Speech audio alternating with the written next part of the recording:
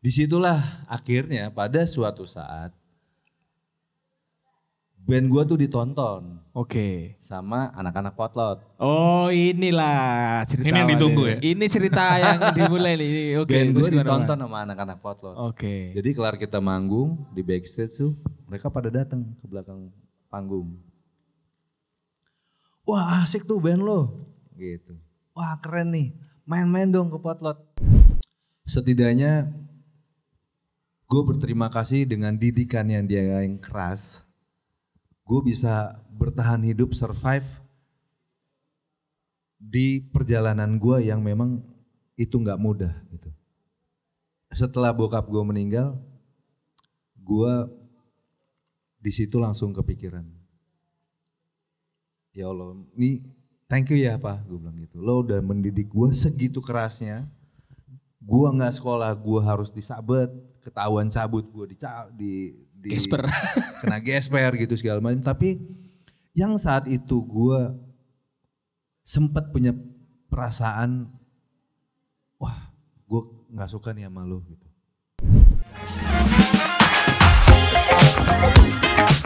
Selamat datang di Hitchmaker. Hitchmaker. Wah, ngegrol. Nah, lagi semangat banget kayaknya nih. Enggak, ya Seneng biasa aja. Seneng. Ya Lagi dipuji bos apa gimana hari ini? Kayaknya seneng.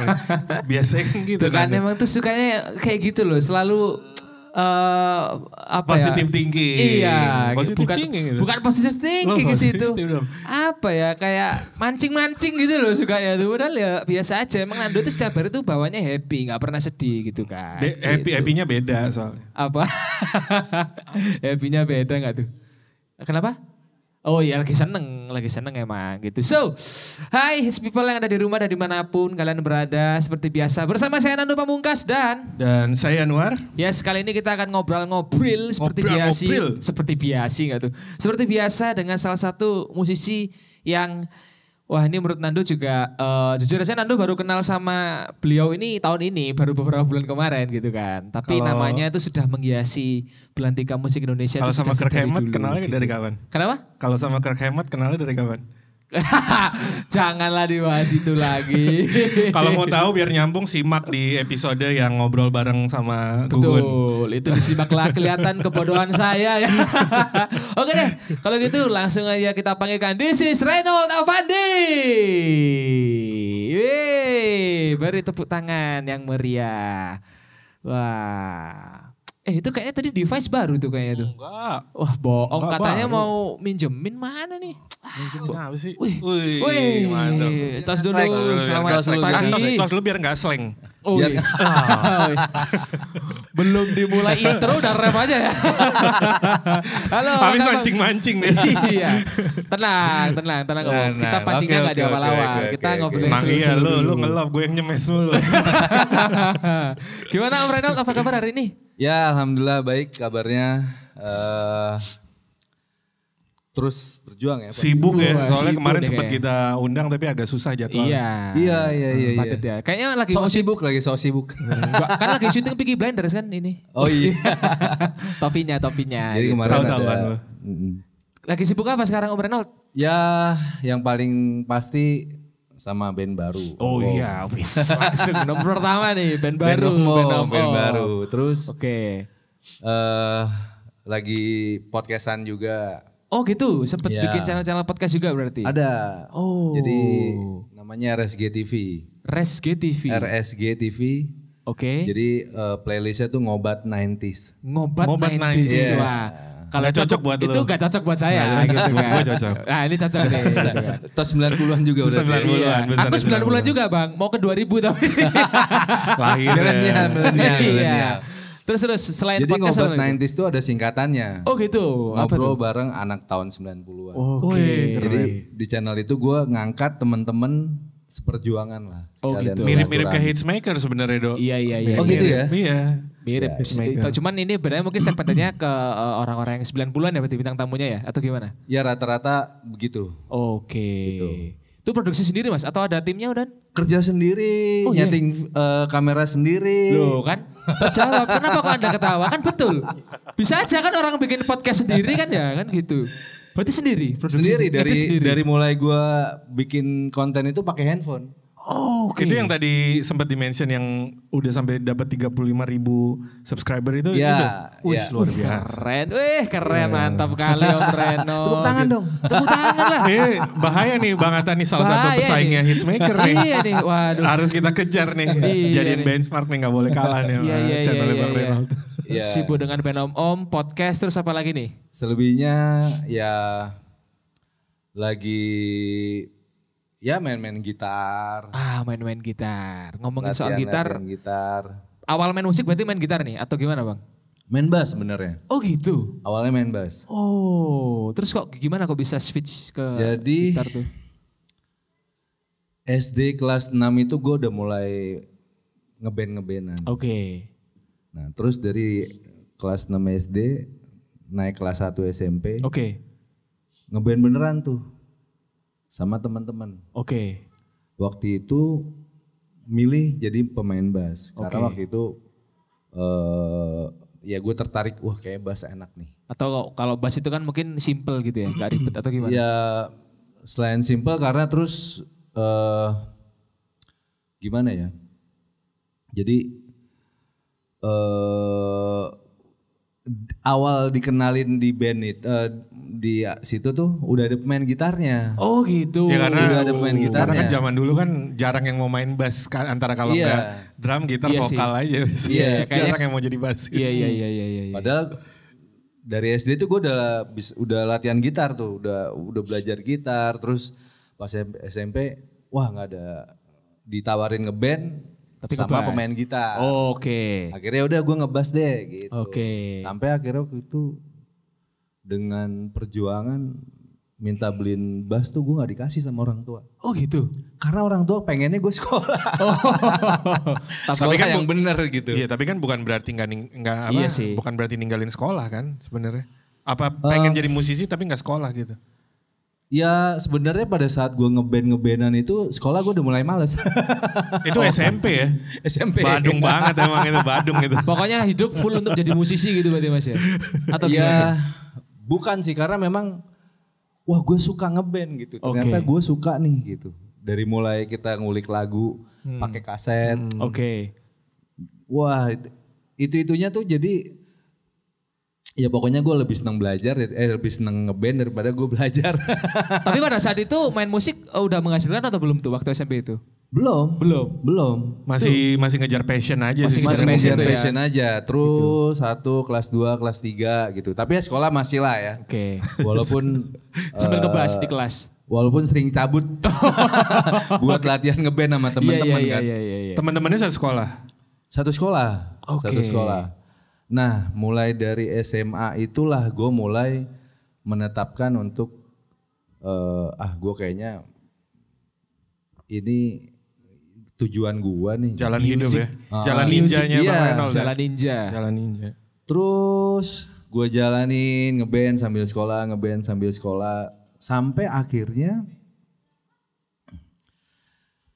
gua ada di 2 persimpangan yang mana itu harus Seru nih.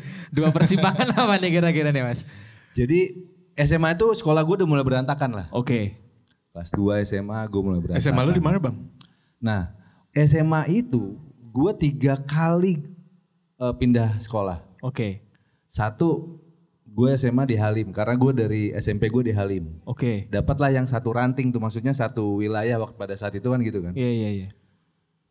Itu gue berdalih ke nyokap, gue nggak mau, gue bosen gitu Oke. sekolah di sini. Maksudnya masih di lingkungan ini, gue pengen lingkungannya tuh keluar dari Halim gitu. Akhirnya gue ya udah maunya kemana? Karena teman-teman waktu SMP itu banyak yang ke SMA 70, Oke.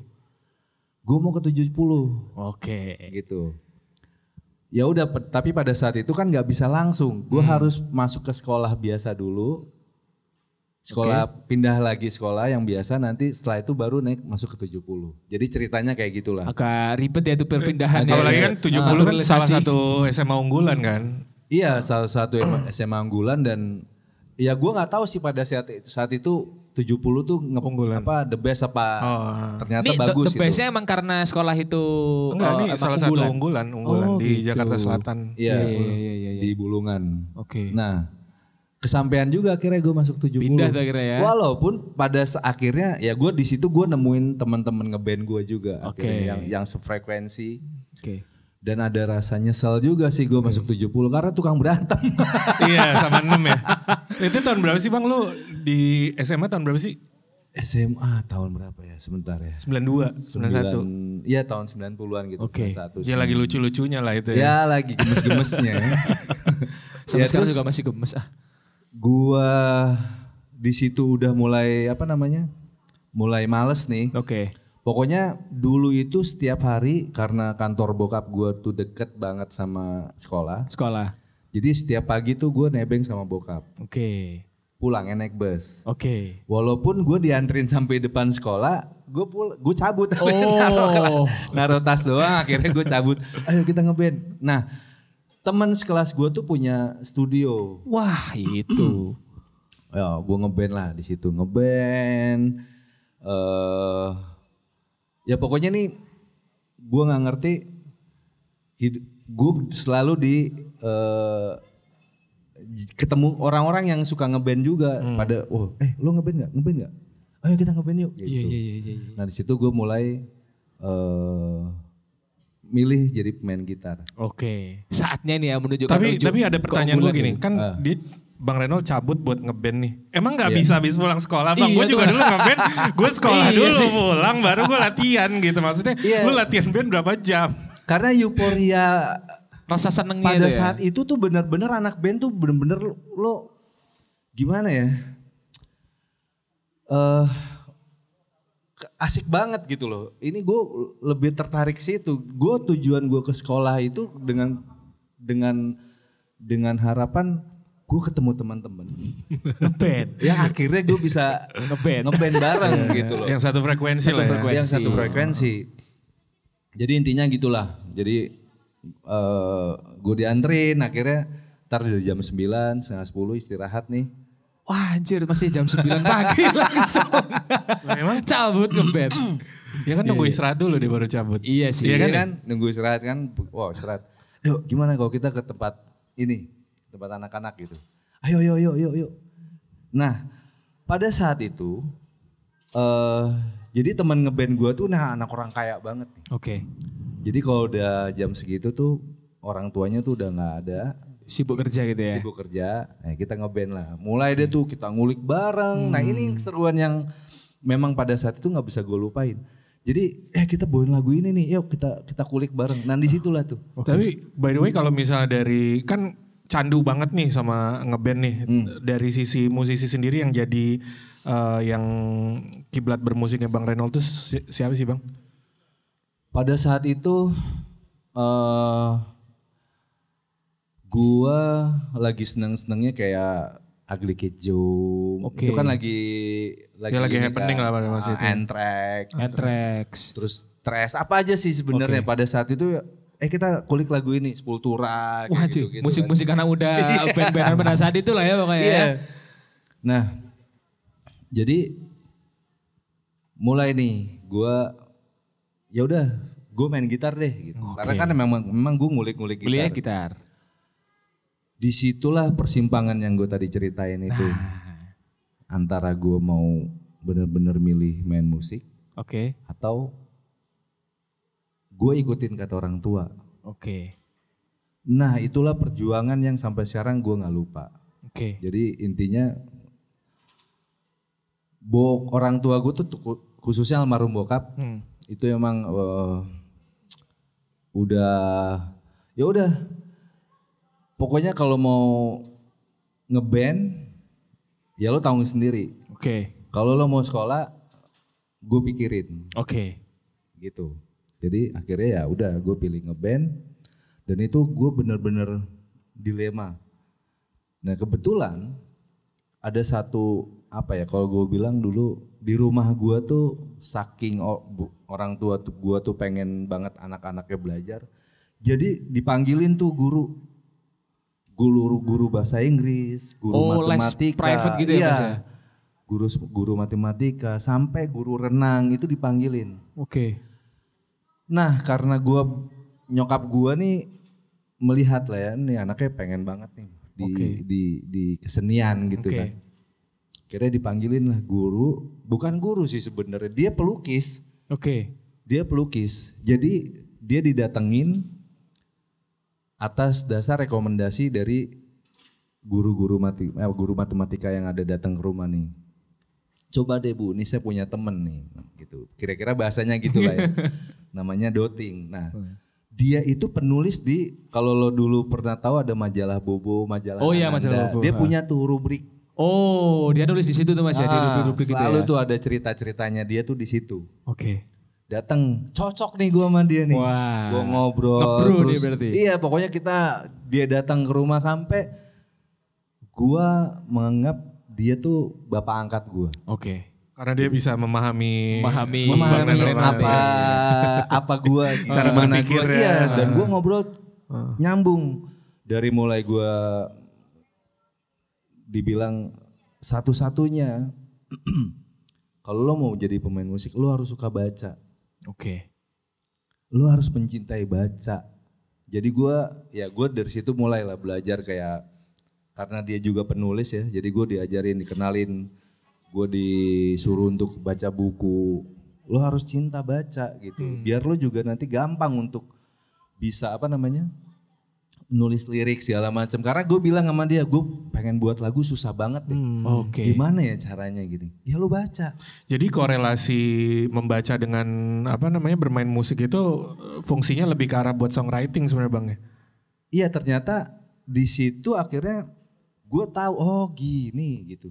Jadi untuk ngebangun sebuah lirik itu kan kadang kita suka bingung tuh dulu tuh. Iya. Ya kan apa ya gitu ya. Sedangkan dari bacaan itu kan kita bisa belajar tuh. Oke deh, gue baca dari yang mulai buku-buku yang mulai gue suka dulu gitu. Ya udah akhirnya lo seneng baca buku apa dibilang gitu. Oh ya udah gue suka baca buku ini ya, gue direkomendasikan lah. Akhirnya gue buku-buku apa tuh Mas pada saat itu? Ya pada saat itu gue suka novel, gue suka cerpen-cerpen gitu, mulai yang dari yang ringan-ringan sampai akhirnya gue benar-benar tertarik untuk baca buku-buku yang lebih berat lagi. Gitu. Akhirnya ternyata benar untuk membangun sebuah lirik jadi sebuah cerita. Itu sebenarnya dari buku itu gue bisa, dari gue ngebaca itu gue jadi bisa membayangin gitu loh. Ya kan kadang kan kalau cerpen atau apa kan imajinatif banyak tuh kan, ya kan imajinatif kita benar-benar dirangsang. Betul. Untuk dia begini, ternyata dia gini. Nah, dari situ gue belajar. Nah, singkat cerita akhirnya gue pilih ini untuk hidup gue gitu, untuk bermain musik. Nah, setelah itu ya udah akhirnya gue coba untuk bilang ke bokap, gue kepengen beli alat musik, nggak dikasih. Ini bukan yang bass lagi nih, udah gitar nih ya? Iya, gue pengen nggak dikasih. Ya pokoknya itu perjuangan lah. Akhirnya dari band gue itu ada satu vokalis gue itu anak IKJ. Ya udah, nih gue mau jual gitar gue, lo boleh nyicil. Pada saat itu harga cuma 400.000. Gitar apa tuh Mas? Aria Pro. Yang kepalanya masih monggo mas gini nih. Ini elektrik kan? Elektrik. Wah akhirnya ya udah, karena dia vokalis pengen banget guanya maju juga. Nyicil lah gue. Pokoknya gue ini cuma 400.000 gue minta sama bokap gue gitu, sama nyokap. Nggak dikasih pokoknya. Istilah kata nggak dikasih. Padahal kakak gue yang kuliah itu Dari mulai gitar, dari mulai dikasih lah ya. Dikasih. Cuman karena gue sering banget berantem sama kakak gue gara-gara itu. Jadi kalau dia cabut sekolah atau dia kuliah, gue tahu tuh cara tempat dia nyimpen itu kunci. Kunci. Karena kamarnya selalu dikunci. Dia cabut, gue ambil kuncinya, gue mainin alat-alat musiknya gitu. Sampai suatu saat ketahuan nih kalau gue kamar dia dimasukin. Itu gue karena di rumah anak laki-laki, itu pokoknya nyokap bokap gue tuh pusing banget. Karena gue sering berantem sama kakak gue. Entah gue digebok, entah gue dibacagi gitu kan. Hanya untuk pengen main musik, main alat-alat gitu. Alatnya itu tadi. Gue sempet ya intinya perjalanan hidup gue gak semulus seperti pada saat itu gue berpikir kakak gue selalu dimanja, selalu disayang gitu kan. Karena mungkin mengikuti keinginan orang tua pada saat itu. Betul. Jadinya dituruti. Dia kuliah, dia segala macam sampai dia dikirim ke pada saat itu ya. Bokap gue lagi gitu. Dia kuliah ke luar negeri ke Amerika diokein gitu. Kan.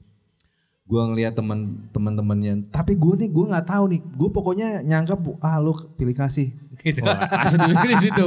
Jadi kehidupan gue tuh keras banget untuk bisa bermain musik. Tapi kalau boleh tahu alasan orang tua nggak ngizinin buat masuk ke karir bermusik itu pasti kan ada kan ngomong kamu nggak usah di situ karena begini-begini. Ada sempat ngomong nggak?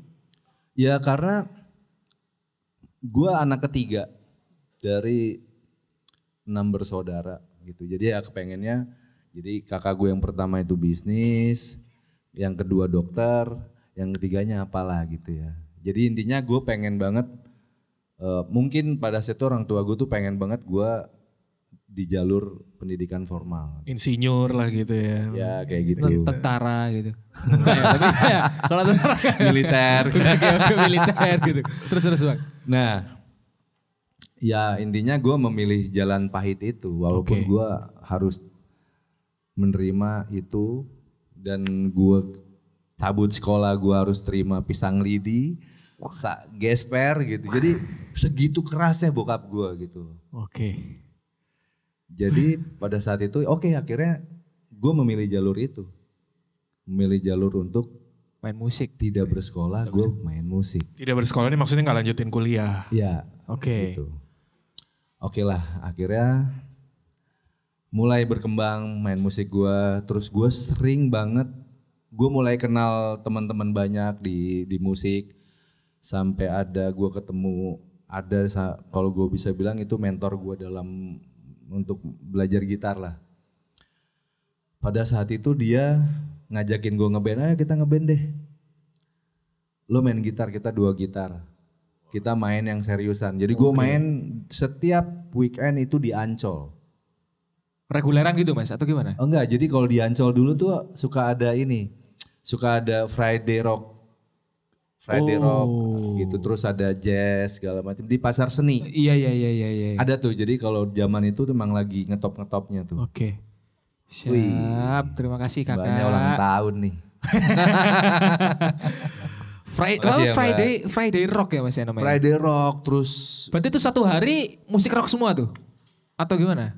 Jadi setiap weekend tuh mulai dari Jumat, malam Minggu sampai hari Minggu tuh selalu ada acara di pasar seni Ancol tuh selalu ada acara musik. Gitu. Jadi ada Friday, ada Saturday jazz atau apa gitu. Nah itu gue selalu akhirnya gue dapat terus rutin di situ. Itulah tempat gue mulai main yang dapat bayaran. Nah gue inget banget dulu kita dibayar tuh satu band paling besar 150.000. 150.000. Berapa lagu? Berapa lagu ya? Main setengah 1 jam gitu deh. Tapi 100.000, 150.000 zaman itu. Iya sih. Tahun berapa tuh Bang? 90-an nih masih tahun 90-an. Iya, 95 kan 96 gitu. 92, 93 masih gitu. 92. Oh, ya berarti SMA-nya masih di awal 90 mungkin 80-an akhir kali ya SMA. Iya ya. Iya berarti. Iya. Karena gue pikir kan tadi itu aku ya. Karena tadi pikir kan 90-an kan. Aku gak bilang gitu. Enggak, tapi kan Kalau orang main musik itu mentoknya di 25 katanya umurnya. Kok mentok di umur 25 iya, Mas? Kelihatan looknya. Oh iya. Looknya, oh gitu masih muda gitu. Iya. Nah, disitulah mulai perjalanan musik gua dimulai dari pas main di Ancol. Main di situ setiap pokoknya 150.000 tuh kita udah happy lah. Udah bisa personel pulang berapa orang Bang berarti pada saat 5 orang. 5 orang. 5 orang. Terus penyanyinya itu aduh gue lupa namanya siapa. Siapa tuh? Itu dia penyiar di Prambors. Oke. Dialah yang ngenalin banyak rekomendasi musik-musik yang keren pada saat Karena itu. orang radio ya, jadi pasti radio. Cepet tuh informasinya kan. Gue lupa. Oh Iwan namanya Iwan. Semoga masih ada dia. Sehat. Nah dari situlah. Jadi 150.000 itu gue udah happy lah kita tuh. Udah bisa pulang pergi naik taksi. Oh iya? Iya. Dan mabok. Bisa mabok. Sujelas bisa beli itu minuman. Pemain bank tanpa gini kurang. Gitu. Jadi udah bisa beli botol gepeng. Tapi tahun segitu tuh harga minuman berapa sih Mas? Penasaran aku jadinya. Nih, sebagai perbandingan aja ya. Gue SD dulu tahun 93 kira-kira gue masih ingat banget. Gue jajan somai itu 200 perak Dok. 200 rupiah. Itu somai jajan somai. Iya. Jadi lu bayangin. Permen tuh masih 5 perak lu. Nah. Lu enggak. 100 rupiah permen aku paling itu gue murah. 100 dapat 4. 100 dapat 4 ya. Dulu. Oh gue masih dapat tuh yang 150.000 tuh. Lumayan di. Iya jadi 150.000 tuh pokoknya udah termasuk gede lah. Ibaratnya. Ya pokoknya bagi-bagi ke temen 25.000 itu udah dapat mabokan, pulang pergi naik taksi. Taksi loh bro. Makanya gini, makanya pada zaman itu tuh ada istilah namanya jutawan. Orang yang punya duit juta-jutaan karena dulu jutaan itu gede. Bener gak? Iya kan? Iya. Makanya ada istilahnya jutawan gitu kan. Berawal dari situ ya. Gua gak nerima uang seperak pun karena dulu 1 perak itu masih ada nilainya gitu.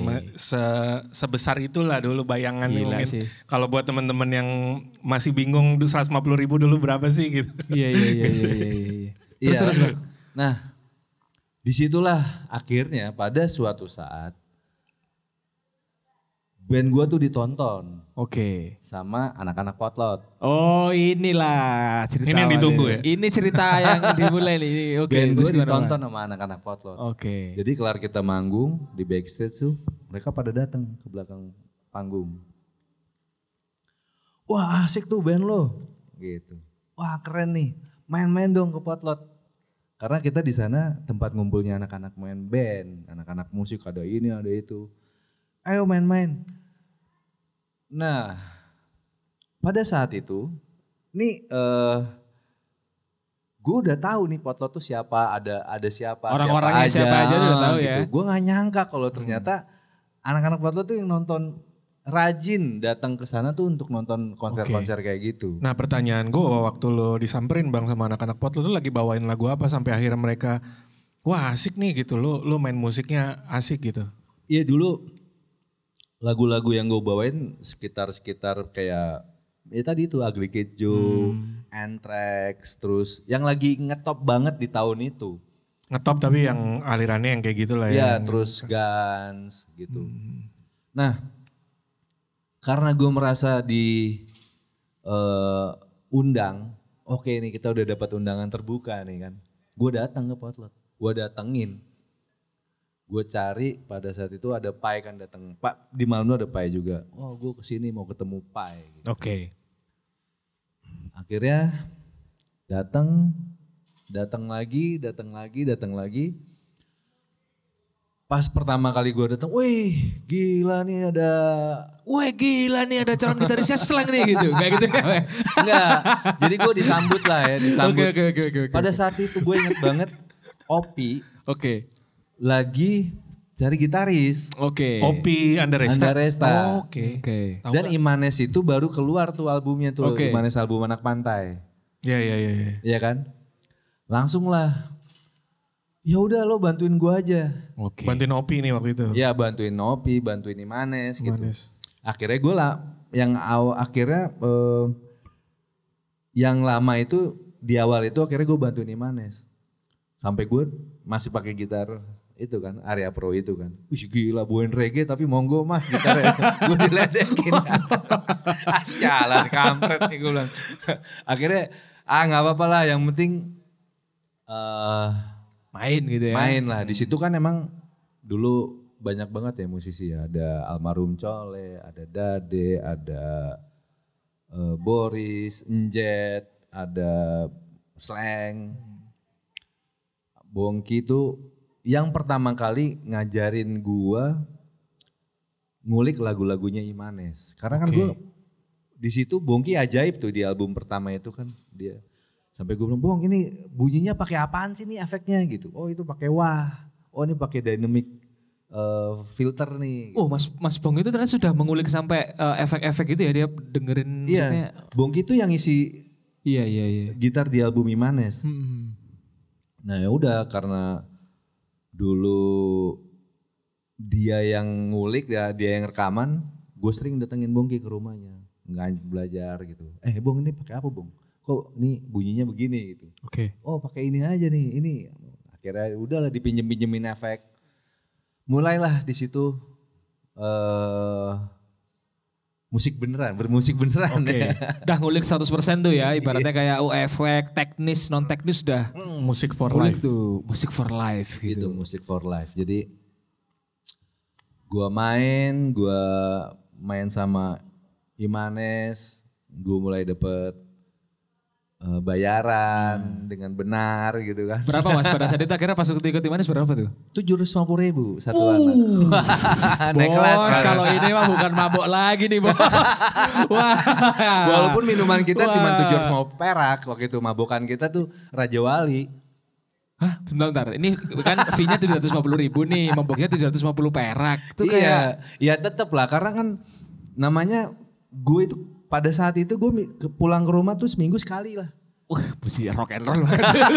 Rock and roll banget. Jadi kalau udah baju udah kotor, celana udah kotor, celana dalam udah set aja udah wah balik ke rumah gitu kan. Ya gue bisa nunjukin, intinya gue mau nunjukin juga ke orang tua gue bahwa ini loh gue bisa akhirnya nih gitu. Sampai di titik ini. Nah di situ gue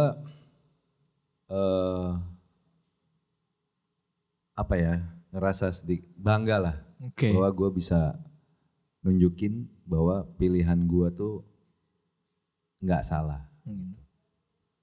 Nah udah akhirnya gue nyokap bokap gue mulai yang terima gitu, kayak gitu.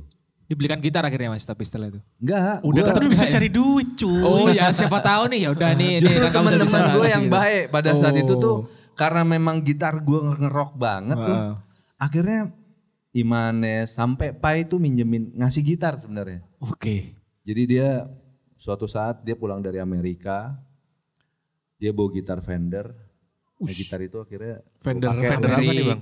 Bro. Fender USA. Fender Strato. Akhirnya dia yaudah pakai aja nih. Tapi jiwa seorang Reynold itu ada di gitar apa sih? Nah iya tuh mas. Fender sebenarnya gue di Fender Strato. Iya. Oke. Fast forward nih, jadi kan tadi sempat disebutin di belakang kan waktu didatengin guru les, diajarin baca untuk bisa songwriting. Iya. Pada akhirnya ketika udah menjadi memilih musik menjadi pekerjaan gitu, musik for life, akhirnya menjadi seorang songwriter yang diakui nggak? Aku ini dalam artian misal, gue kan nggak tahu nih bang, misalnya pas lu lagi di Slang, lu bikin lagu, kalau lu diakuin kan berarti ada lagu lu nih di albumnya Slang pada saat itu. Gitu. Iya, jadi memang pada saat itu kalau kita ngumpul workshop bikin lagu bareng itu gue ikutan nulis lirik. Gitu di Imanes kita bareng-bareng nulis lirik. Nah, setelah di saat itu gue diajak Bim Bim untuk garap albumnya Well Welly. Nah itu gue mulai diakui lah gitu, mulailah gue berkolaborasi sampai masuk Slang. Dari Slang itu ada beberapa lah ide-ide dari lirik-lirik gue juga gitu. Oke. Di album yang mana tuh Bang? Contohnya, Ya, di lagu yang album, jadi sebenarnya perjalanan panjang tuh. Mulai dari Imanes, gue bikin diajak Bim Bim untuk ngerjain albumnya Welly. Gue, Edmond, Bim Bim, sama Welly. Waktu itu rekamannya di studionya Indra di Senayan. Oke. Setelah itu kejadian yang di Slang. Oke. Tahun 96. Oke. Kejadian apa? Kejadian apa nih? Kejadian nyot. Rekaman yuk. Oke. Buat albumnya Kakak. Oke. Gitu. Bim Bim pada saat itu bilangnya buat albumnya Kakak. Oke. Wih. Wah, mau banget nih. Iya. Gitu kan. Ya udah akhirnya gua rekaman di situ. Nah, pada saat itu kita rencana pengen bikin 2 album, ada 23 lagu. 23 lagu. Iya, pengen langsung ngeluarin 2 album nih katanya gitu. Iya, proses-proses pembuatan lagu itulah dari mulai workshop, mulai kita latihan, nulis lirik. Nah, itu ada kontribusi seorang Reno. Nah, di situ. kontribusi terbaik menurut lo sendiri Bang, ada di lagu apa? Yang di Slang. Dari secara lirik lah ya. Duh, sebenarnya gue banyak skip juga ya pada saat itu ya. Kenapa Bang banyak skip? Pakai nanya. Iya. Skipnya ngapain emang? Ya gue gak tahu ya karena memang gue dulu maboknya kemabokan itu maksudku, apa gimana skipnya tuh kenapa gitu. Karena ya, gue lagi bagus. Coba ingat-ingat gitu loh. Coba ya, kita tungguin Bang sampai subuh Bang. Ya intinya di situ gue mulai berkontribusi lah. Oke. Gitu. Tapi lu udah lupa waktu itu, artinya kan gini, kita bisa melihat itu sebagai sebuah pencapaian kan, artinya Slang kan selalu mengeluarkan karya-karya yang sangat ya terutama kepada para fansnya lah ngena banget gitu kan. Yeah. Dan hit semua lah gitu. Yeah. Dari semua hits itu kan lu pasti kan ada 1-2 lu punya kontribusi di situ. Boleh apa. Okay. Ada nggak lo masih ingat gitu misalnya lagu ini nih gue punya kontribusi nih, itu ada bagian lirik yang gue iniin. Ya, udah lupa ya, skip ya? Udah lupa ya. Gue yang inget banget sebenarnya justru malah yang di grup reggae gue album reggae gue yang di Koji Republic. Oke. Nah setelah itu, ini mau gue ceritain satu-satu gue runut atau langsung lengkap-lengkap nih?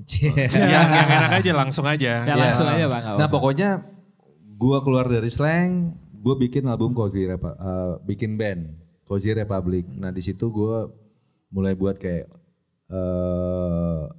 Hitam Putih, terus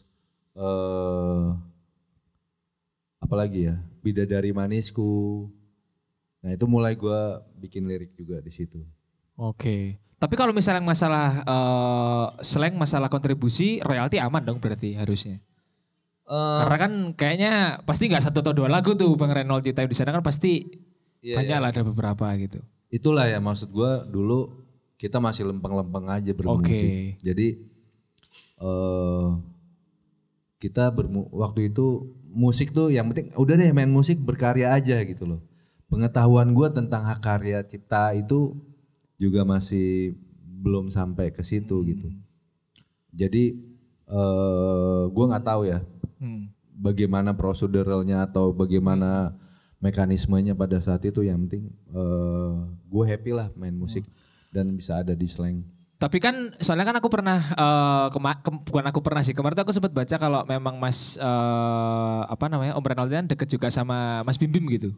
Itu kan maksudnya ketika udah ngomongin masalah royalti saya kan bisa lebih enak gitu ngobrol kan karena udah ada kedekatan. Ada gak sih komunikasi soal hal itu gitu dari Om Reynold sendiri atau mungkin Mas Bim Bim, ini gini nih gimana gitu. Iya, gua sama Bim Bim itu orang yang paling, apalagi di Potlot ya, orang yang paling diseganin gitu ya. Jadi untuk ngomong itu gue sungkan sih sebenarnya. Untuk mau nanyain itu gue sungkan sebenarnya kan.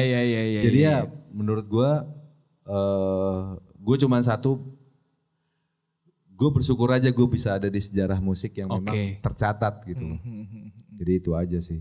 Jadi masalah kayak pride gitu ya. Ya pernah di Slang masalah gitu. kayak royalti atau apa, gue nggak pernah ngomongin secara secara langsung atau gimana gitu. Yang penting ya Siapa tahu nanti Mas Bim Bim nonton ya kan tiba-tiba dikontak kan. Iya sini aja ya. Udah lupa juga kan nggak ada catatannya bahwa ini ciptaan ini udah susah juga kali menguliknya kan. Nah iya jadi satu itu terus kedua juga udah sungkan juga kan sama Mas Bim Bimnya gitu. Jadi emang sebenarnya kan yang gue tahu sekarang kan ada hak cipta untuk royalti buat pemain, betul, ada royalti, arranger gitu kan.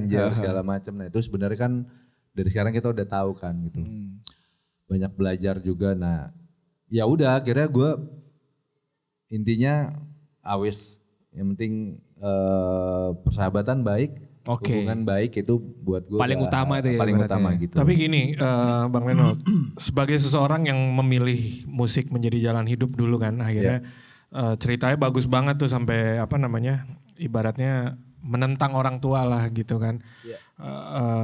Musik artinya gini kan kalau misalnya musik adalah bagian dari hidup gitu kan, musik for life itu nafkahnya itu kan ya dari musik kan berarti kan. Nah pada saat itu kan masih karena gini secara literasi masih belum sebanyak sekarang. Orang-orang juga masih belum melek kayak sekarang. Nah di zaman yang udah maju sekarang ini tuh orang-orang kan udah mulai yang kayak sadar akan, terutama seniman udah sadar akan haknya gitu. Secara hakinya apa segala macam. Jadi sekarang ada mindset bahwa kayak kalau misalnya Bang Renold zaman dulu ada di zaman sekarang mungkin lebih kayak gue mau main musik untuk cari uang nih gitu. Bener-bener ngejar ke materinya, ke uangnya. Sedangkan orang-orang kalau gue ngelihatnya orang zaman dulu main musik tulus. Buktinya kan Bang Renold tadi sendiri cerita kan buat gue yang penting main musik aja, yang penting happy gitu. Nah sebagai orang yang udah hidup di dua masa itu, di zaman itu, bagaimana lu melihat transisi dari industri musiknya itu sendiri Bang? Artinya kalau dari sisi lu, karena lu pernah merasa bahwa gue yang penting main musik aja, gue udah happy. Dan sekarang kayak gak bisa dipisahkan tuh bagian dari haknya itu. Karena kalau misalnya meledak dan menghasilkan uang itu, uangnya kan gak main-main gitu kan. Nah dari sisi Bang Renold sendiri melihat itu gimana tuh Bang? Ya sebenarnya sih sama-sama susah ya. Waktu di zaman era digital belum seperti sekarang, kita mempromosikan sebuah lagu atau apalagi band, itu gue ngerasain banget pas di Cozy Republic tuh. Itu susah banget. Kita bener, apalagi media sosial yang paling yang baru ada tuh kayak Facebook, terus ada Friendster, Reverb Nation. Reverb Nation itu. Ya kan? Aduh, Reverb Nation ya Allah. Itu 2000-an ya, 2006 ya. 2006. Itu susah banget gitu. Sekarang pun sebenarnya juga susah banget untuk menciptakan sebuah produk yang viral itu bukan semata pokoknya merta bisa juga faktor laki, ya kan keberuntungan. Ternyata gue nggak sengaja bikin ini FYP di TikTok gitu atau gimana itu juga sama-sama susah. Intinya sih sebenarnya buat gue nggak tahu kalau anak-anak zaman sekarang ya. Intinya buat gue bikin lagu seenak mungkin aja, sebagus mungkin aja. Gitu. Mindsetnya dari situ dulu ya. Iya mindsetnya dari situ aja dulu gitu. Karena yang gue pelajarin itu, yang gue dapat juga ya bikin lagu tuh harus jujur aja, liriknya jujur aja gitu. Produknya bagus gitu, maksudnya bahannya kan yang mau dikeluarkan bagus. Dari liriknya juga jujur, apa yang kita mau ceritain jujur gitu. Kan gak mungkin gue mau ceritain gimana rasanya durian gitu kan. Tapi gue gak suka durian. Iya kan, jadi itu mindset itu yang selalu gue pegang gitu loh. Ya masalah nanti orang mau suka apa enggak tentang lagu ini, masalah nanti mau viral atau apa itu udah tinggal urusan kesekian. Jadi passion over money, jadi passion harus ada di atas daripada materi itu tersebut ya. Dan orang pasti akan menghargai juga kok pada akhirnya kalau kita bermain musik dengan tulus. Iya. Tapi lu tipikal yang sekarang dengan kondisi kayak gini lu melindungi hak karya lu gak sih? Saat ini gue mulai berpikir bagaimana lagu-lagu terutama yang di Cozy Republic itu bisa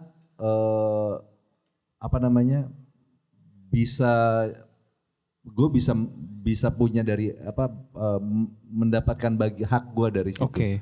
Gitu. Saat ini sih gue concern banget. Ada berapa katalog lagu sih Bang sekarang yang Mas Renold punya itu? Sekarang katalog lagunya ada berapa?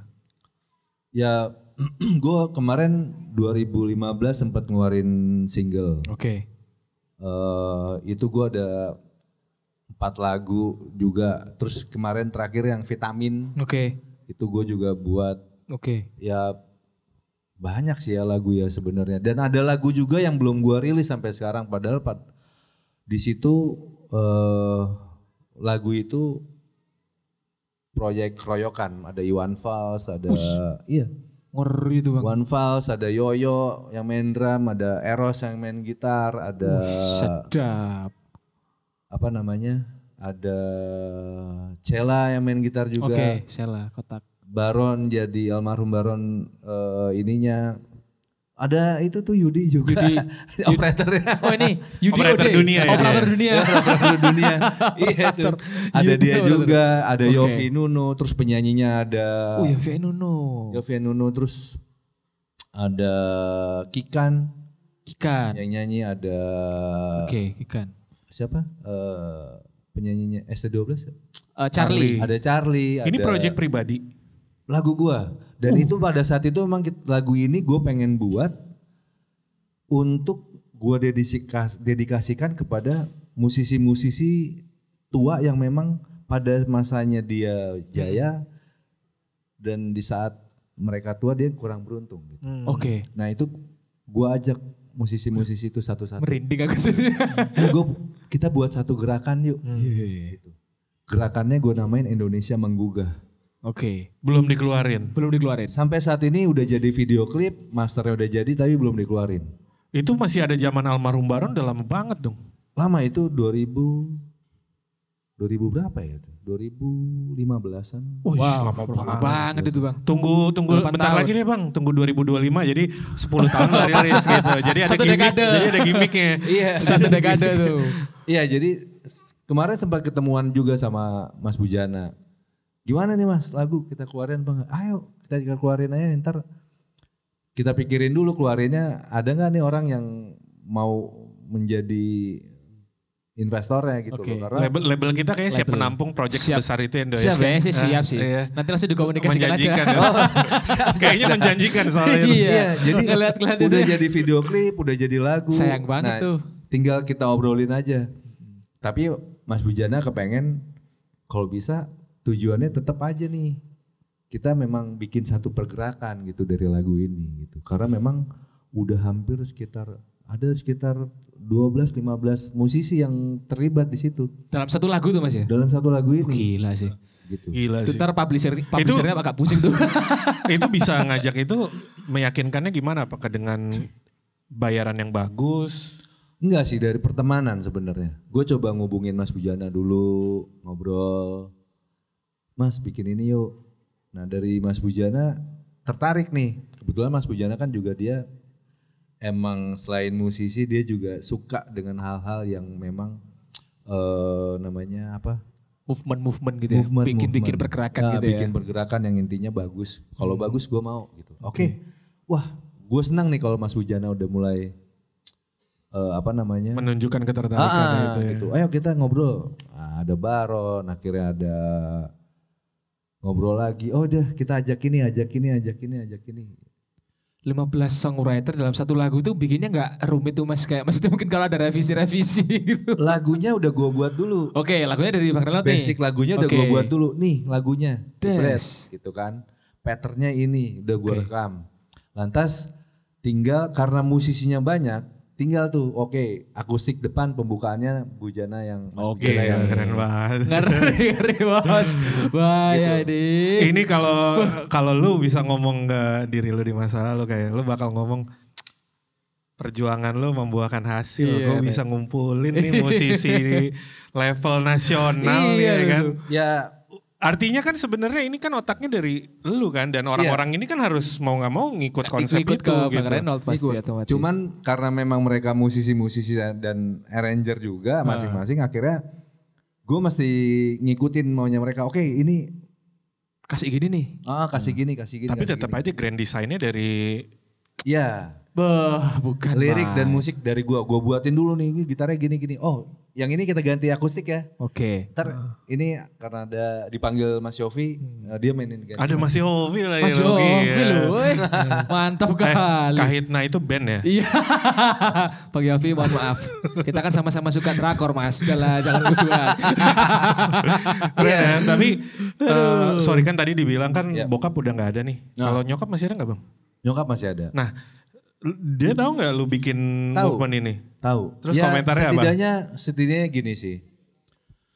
Ada hal yang sampai saat ini gue berterima kasih banget sama almarhum bokap gitu. Jadi setidaknya gue berterima kasih dengan didikannya dia yang keras. Gue bisa bertahan hidup, survive di perjalanan gue yang memang itu nggak mudah gitu. Setelah bokap gue meninggal, gue di situ langsung kepikiran, ya Allah, ini thank you ya Pak, gue bilang gitu. Lo udah mendidik gue segitu kerasnya, gue nggak sekolah, gue harus disabet, ketahuan cabut, gue di gesper, kena gesper gitu segala macam. Tapi yang saat itu gue sempat punya perasaan, wah gue gak suka nih sama lu gitu. Gue merasa lu gak sayang sama gue. Tapi setelah bokap gue meninggal, di situ gue mulai tersadarkan gitu. Gue baru sadar bahwa gue harusnya terima kasih sama lu. Karena dengan didikan keras lo, gue bisa hidup dan bertahan sampai sekarang, dan bahkan ya dengan apa yang gue punya gue merasa bersyukur gue gak kekurangan gitu. Dengan hidup di jalur musik kan sebenarnya kan wih gila keras banget. Itulah yang setidaknya gue ke bokap sih. Ke bokap gue bisa oke. Jadi gue doain terus tuh bokap gue. Terima kasih banget. Iya, karena nggak banyak juga orang, artinya gini, secara pencapaian misalnya ada ya nggak banyak ya, ada beberapa musisi yang sukses lah di tanah air gitu kan, menciptakan lagu hits apa segala macam. Tapi ketika ada seorang musisi yang bisa membuat grand design dan akhirnya secara kasarnya bukan berkolaborasi, jadi maksudnya orang musisi lain yang punya kemampuan dan diakui juga di tanah air ngikutin maunya Bang Reynold, itu something sih, maksud gua itu itu di level yang berbeda sih. Artinya ketika orang punya lagu terus ngehits gitu, it's okay gitu ya, bagus. Tapi kalau ini gua kayak beda level bro, gitu. bro. Gitu. Karena sebenarnya ya itu tadi gue balik lagi ke pikir yang gue bilang tadi bahwa berkarya ya dulu. Gue masalah money it's about something yang memang nanti bakalan ngikut gitu. Tapi ya someday suatu saat akan menjadi sesuatu, itu kita nggak pernah tahu kan. Intinya ya berbuat aja dulu deh gitu. Sesuatu yang kita buat dengan nilai yang baik, dengan niat yang baik, ya gue percaya someday akan menjadi sebuah yang baik juga gitu. It's all about time. It's all about time. Keyakinan baja itu. Itu bisa yakin buat jalan di jalur musik gitu ya, terus sampai kenal sana kenal sini, itu kan kayak nggak semua orang punya magnet itu dong. Betul sih. Gitu. Itu sulit juga sih, karena sebenarnya Nando juga pernah di persimpangan kayak gitu Bang. Cuman akhirnya kayak nggak mau kalah aja. Anu aja lah, ngikut aja kayak gimana. Tapi buat these people ya, buat teman-teman yang main musik itu terutama istilahnya kayak ya mentalnya juga harus kuat dong. Karena kan biasanya kadang ada tuh Bang, orang yang main musik atau anak musik langsung duit tuh pikirannya gitu kan. Tuh banyak banget gitu loh. Apalagi zaman sekarang juga bikin musik itu kan gampang kan. Orang bisa produksi di rumah. Kalau mungkin di zamannya Bang Reynold dulu kan ya nggak mungkin bisa kayak gitu mungkin ya Bang ya. Maksudnya bisa gak sih emang zaman dulu record di rumah gitu? Home recording gitu lah. Home recording gitu loh. Paling kayak garage band ya. Dulu bertahap ya, mulai dari Fruity Loops kayak kan? Gitu-gitu. Kalau sekarang kan zaman sekarang tuh drum dulu dia. Dari Fruity Loops gitu. Lu tau Fruity Loops kan? Tahu. Ya setidaknya adalah beberapa lagu yang memang di situ ada lagu gua juga yang akhirnya di YouTube juga sampai saat ini begitu orang nyanyiin juga orang kenal, tahu lagu itu. Walaupun nggak banyak orang yang tahu itu lagu siapa. Gitu. Emang lagunya lagu apa? Bang? Itu yang lagu hitam putih. Cozy Republic. Oke. Itu Bidadari Manisku. Iya. Itu kan sebenarnya masalah digital juga nih balik lagi nih. Kalau digitalnya udah, jadi orang taunya cuman lagu itu ya banyak kan di di cover-cover. Betul, banyak, di cover-cover gitu kan. Ya kita besar pada saat itu, lagu itu besar di saat media digital belum seperti sekarang. Gitu. Ya kalau memang lagu itu ada di saat media digital seperti sekarang, gue rasa itu udah beda cerita gitu kan. Ya itu sih kayaknya pantangan semua musisi sekarang ya, dengan seniman juga kayaknya media digital ini kadang juga ya membantu tapi ya juga bisa menjatuhkan juga sih. Karena kalau misal kita nggak update atau nggak kan juga susah juga tuh. Tapi Bang Reynold dengan kejadian gitu langkah apa Bang yang Abang ambil sekarang untuk di era digital tuh? Buat aset-asetnya Abang ini lagu-lagu yang saat ini ya pada saat itu ya mulai beradaptasi dengan digital. Jadi setiap lagu-lagu mulai gue daftarin, terus single gue yang ada kemarin Vitamin tuh sempat keluarin, itu juga udah terdaftar. Ke musik publisher gitu ya, udah terdaftar di situ. Mantap sekali. Gila ya. Keren. Ya menginspirasi lah. Artinya semoga teman-teman yang lagi nonton ini dan memiliki keinginan nggak mesti di musik ya, di bidang apapun juga yang penting keyakinan baja itu sih yang harus kayak tadi itu kayak ya udah siap semuanya gitu. Siap susah, siap apa segala macam, tapi ya nggak akan mengkhianati hasil lah kerja kerasnya itu. Harus berani menentukan pilihan juga ya, hits people ya. Jadi kayak kalau memang itu pilihannya udah itu ya kita harus jalani gitu. Intinya idealis itu perlu sih. Bagus tuh.